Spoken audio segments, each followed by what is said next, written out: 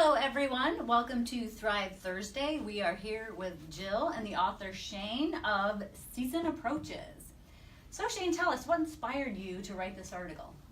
Well, other than the literal meaning of the title of my collegiate volleyball season actually approaching,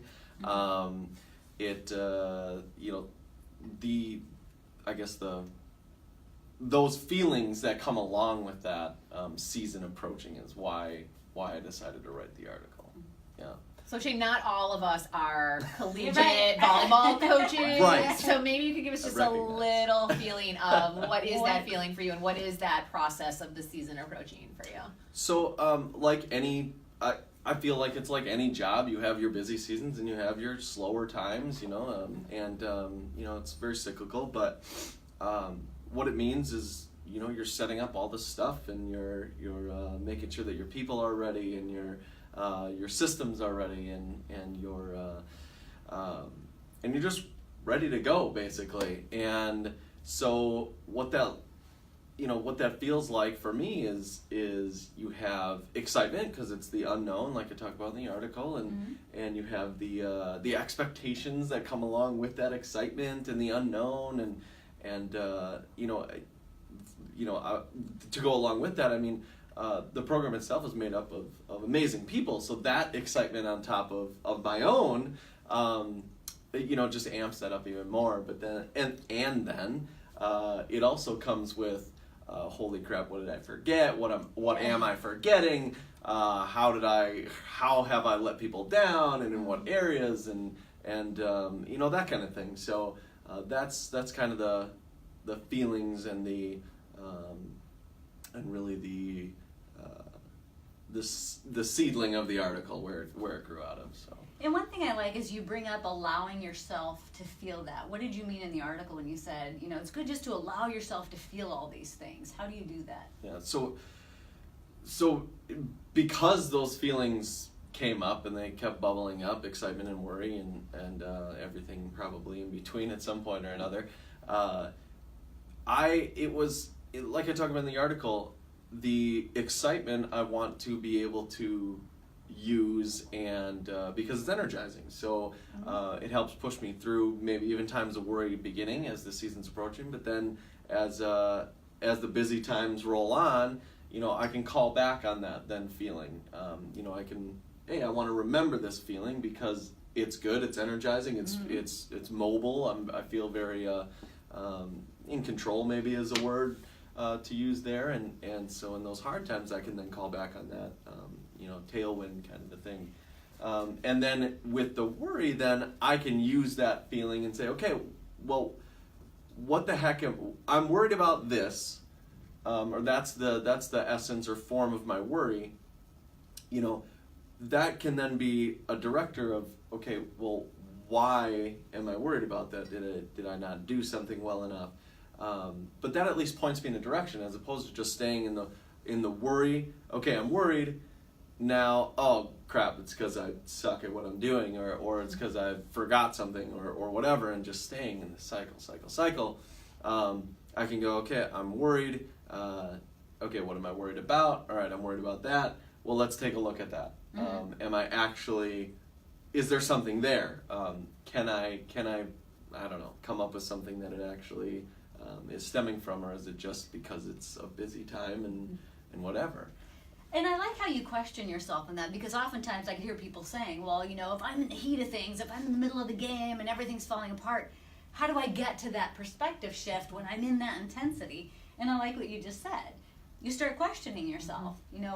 Why am I experiencing this? How come all these feelings are welling up in me? What can I do about it in this moment so I can start redirecting my focus and, what I'm experiencing in this moment?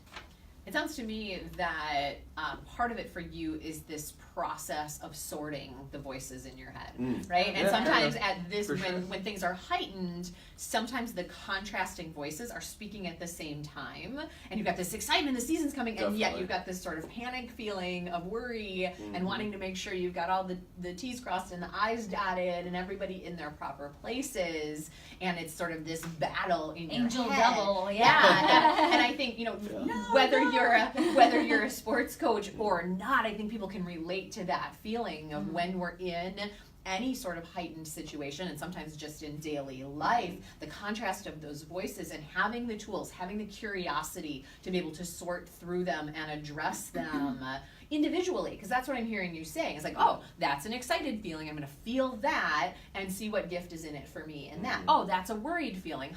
What's that about? And I'm going to explore that. And it's sort of this process of taking each one of those self-talk tapes and giving them the attention that they need so that they zip it. Because when they're all going at it at once, that's when we get super panicky and overwhelmed, and we can't feel the excited feeling because we're so caught up in the battle that it's having with the other stuff.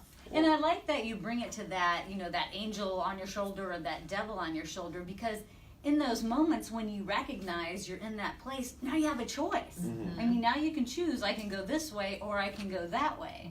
So and one of the things we talk about here is the pause.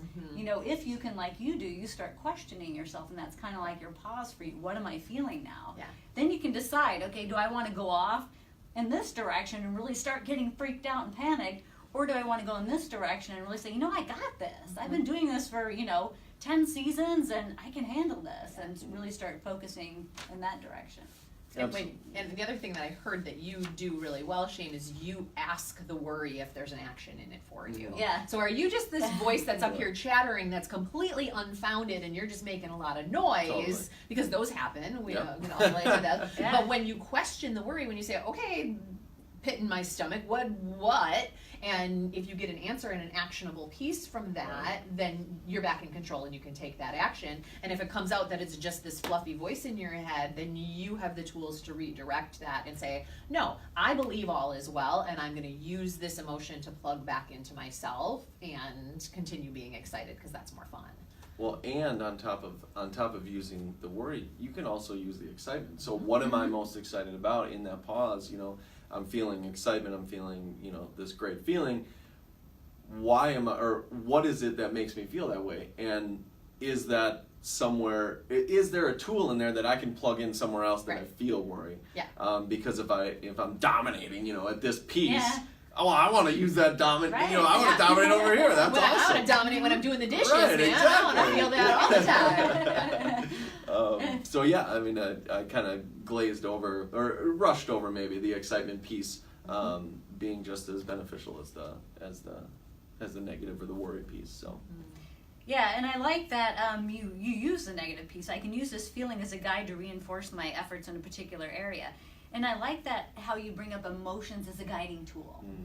And that I don't look at, feeling anxious or feeling this overwhelm as something negative. I actually use it as something to guide me in the direction I want to be in. And so oftentimes, especially when it's an intense emotion like anxiety or overwhelming fear, we look at it as something's going wrong instead of something's going right. It's our feelings and our emotions telling us, look this way, or do something differently, or whatever it is. So I really appreciate that you bring that up.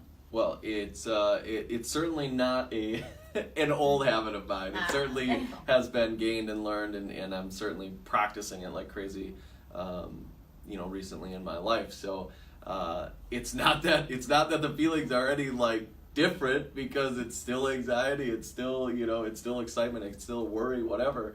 But yeah, it for me it shortens the process almost, and they don't linger quite as long as they traditionally for me could linger. And you bring up a really important point, that feeling the anxiety, total normal human stuff. That's not an unfamiliar feeling to It's universal. It's a universal feeling. We all feel that way sometimes. And the difference is how you're addressing that feeling, how you're interacting with that feeling, the tools in your toolbox for when that shows up and what it triggers in you. I know for me, historically, if I had that anxiety feeling, I would go into a self-abuse cycle. See, you're not good enough, you suck, this is going to fail, you're going to, and I'd get on this train of thought that would amplify the anxiety. It would make it a whole lot worse. I'd get into this thought-emotion loop that would just beat on me incessantly until I was too tired to be a part of it anymore, quite honestly. And I think that's what's so important about these conversations. The anxiety is normal, and if you're experiencing that, that is completely normal. Even if you've really been doing a lot of personal development work, it's normal. And it's the pause and the what you do with it. So do you let that trigger that spot in you that beats up on yourself? Or can you take a different stance with it? Can you look at it curiously? Can you ask it for a message? Can you put it in its bucket and say, yep, I see that you're there, and I've got practice to run right now. You know, like there are ways to exist with it that help us not promote its overgrowth. Right? Because anxiety really is not an issue. It's anxiety that spirals and builds and dogpiles with your thoughts and your beliefs that really becomes quite dangerous, to be honest. So that's the whole point, is how do we develop those tools to look at those very normal human feelings from a different perspective so that we have more options than just succumbing to them. Yeah, I love that you brought that up, because yes, it is all normal human stuff, but then instead of just saying, for one, I shouldn't be feeling this, or two, it's all normal human stuff, it's, let me look at it. Yeah. Let me see what this is. Not just putting it in a box, like you're saying, not just putting it here or putting it there, but really, this is coming into my awareness so I can see what this is for me. Yeah, that's beautiful. Awesome. Cool. Anything else that you want the readers to get? One of your like main points, or that you really want a takeaway from this article? Other than to thank their feelings, because they can guide them to discovery within themselves, within their situation, whatever, and that perspective is going to drive your reality. And so, yeah. And I just want to say one more quote, because this begs repeating, is, one takes the story down the worry hole and the other fuels up the hype train. I want to feel those feelings and choose which pieces I need and where they are pointing me. And I think that really just sums up what you're trying to get across in this article, and it attests to a lot of what you were saying, Jill. Yeah, and I think, my key takeaway is you don't have to be afraid of the feelings. And when you build those tools and we begin the process of practicing looking at the feelings, whether they're great feelings and you want to amplify them more, you want to apply them in different places, or they're anxiety feelings, when we have the courage to look at them, we stop the runaway train. Well, thank you. Thank you both. Thank you for joining us. These are topics that we have regularly here at Thrive. We would love to see you in person. We would love to see you online. We have several upcoming events starting in the new year. Check out Thrive at Thrive Human Capital and see more about what we're doing. Have a great day. Bye. Bye.